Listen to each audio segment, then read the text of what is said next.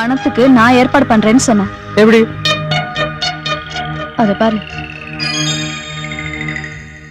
உன் தாதியம்மா கழுத்துல 10 சவரன் செயின் ரொம்ப நாளா மின்னிட்டு இருக்கு. ஐயோ அம்மா, என்னது? முழுசா கேளுல. நீ என்ன பண்ற? ஒரு கவரிங் நகை கடைக்கு போய் டிட்டோ அதே மாதிரி ஒரு செயினை வாங்கிட்டு வர.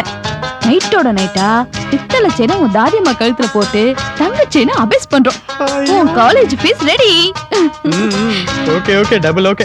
நான் அப்பவே நினைச்சேன், ரொம்ப நாளா அந்த செயின் உன் கண்ணை உறுத்திட்டு இருந்ததுல. I know. சரி சரி, அடக்கி வாசிப்போம். அது காதுல விழுந்ததுன்னா பெரிய பிரச்சனை ஆயிடும். அதுக்கு என்னைக்குடா காது கேட்டிருக்கு? நீ முதல்ல சாப்பிட்டு சூடு ஆறிச்சு பாரு.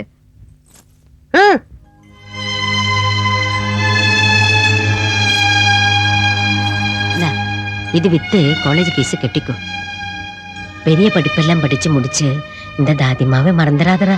ஐயோ தாதி, எனக்கு அடிக்கடி காது கேட்கும்.